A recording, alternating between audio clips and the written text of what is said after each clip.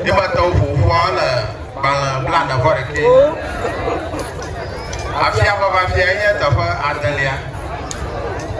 Jamannya tadi tak malah afi na agba di boyo.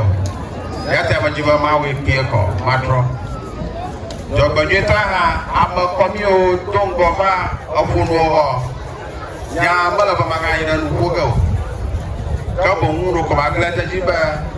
Susui kena miapa assembly member ocho. Ena aciara tahwa rawa.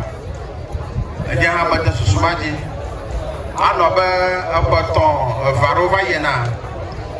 Miapa assembly member ikel agla dominoa antara dunia.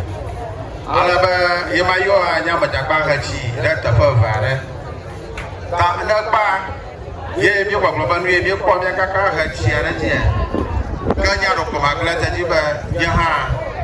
Do uru ro ko pa lo ba mala. Ya ha mali. Aba empina.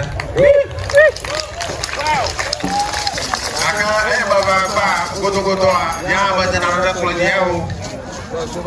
Nakanya ba to ka ha o chehi. Goto miato joga towe rumah ini cuci tapi akhirnya kakak gai akhirnya kakak macam rohe ko anu joga dari jiafu aku jawab mau lagi putar apa juga lura kakak jawab masalah dia ko apa tuane ini apa dia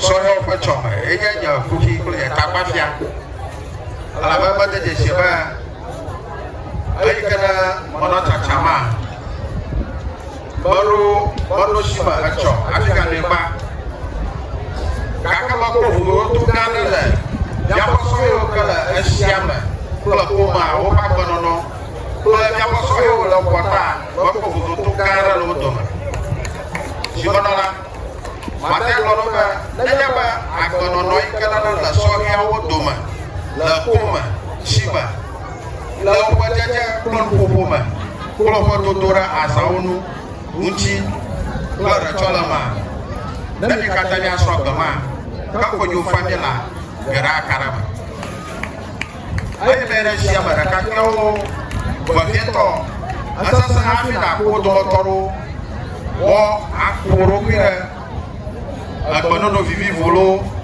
ahano no vivi volo planu majamu anyaro ponwo goma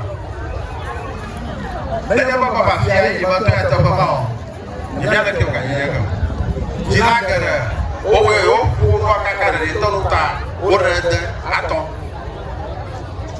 anya data nenya para kakyoba amana no sukudam sako akma aglobo de da sukwa kala pejiki de kala pama ya ga koga talaba amanu nya kota alu betul namba hanya macet ke ya kod jika punya kelas kod nya kelasnya jadi alo ya ga ya kwe ini ya fraud daga musika hari anu tahu gampang la apa mah anu fraud mah apa coba tahu colo apa apa nya tahu banyak apa fraud dia awele ni angofia iya donation kosi aru papa ele nyango acha be na da suwa obana de ko manie o ma ada mak prototo kaka fifi ame o kashi sur ame so shindo wawe akarufia yo ko kula bada fima ni chona da gulanu yako ko yo ame anoka ayo no kaka do ka ga ka iya 4000 apa dia kalau ada kekerjakan apa untuk bawa nyawa saudara kau tanda jadi kaki ratubi napa yang sama bagaimana kukuno sama tu harakau dak bawa dia apa baglaga dak bawa dia jibe ro kasi kaja dia tu berapa terakawa dia semua koma Manyoma aga isia global miapa votas ko kosukunya ala babia sukoro gorwi wala manaji Anyigba aji sukola bazemio. Fifi anyapa saka dranyima zingle abuwoji. Yeru galaza nicho bodi agbe. Ono pokpombe galaza to otara nyo ba fifi aboyo yo mpo. Oye ozingla plage. Anye biri pakalage mala. Jogbenye tofia bia no so awushi Sandra Zaira bodo ya gamanya MC alo disi ya awushi ka jo okata oje na olojo anyangri paje ko aba chochok la ga paje ko ba to ko la jita fi ko ka ko ma agba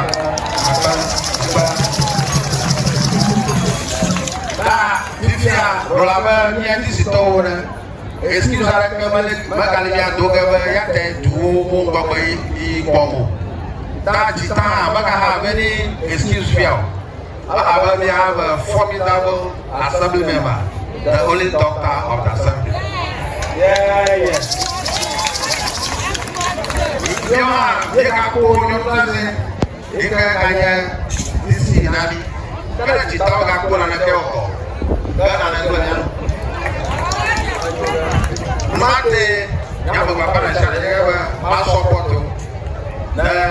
Ya kuti takoa opo ngogbe yi apanari ayata oni mama abokyo yo estimata ya ko rike ko pa ni na joga gbi ama ko ma da ko no so ya ko maji ko ba tena ya so ko ko ma ala ja 10,000 20,000 ba ri ba ni senani ya ko ta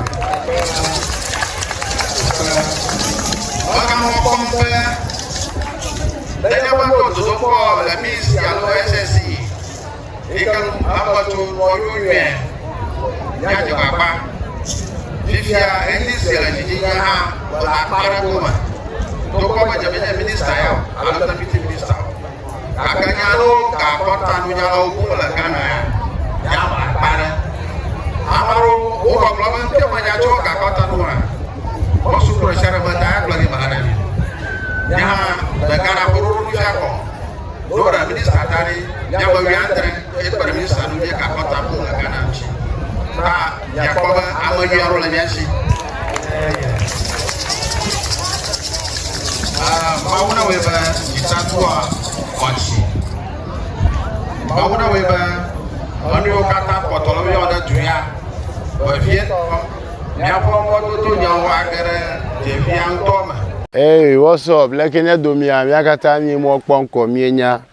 You don't know Stonebwoy, Everlove TV. Mi alem kuranwe. All right.